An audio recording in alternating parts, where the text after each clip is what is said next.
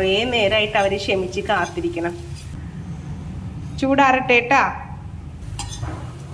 2 എണ്ണം വെച്ചാൽ ഒരാൾ തന്നെ ചിലപ്പോൾ 2 എണ്ണം എടുക്കും.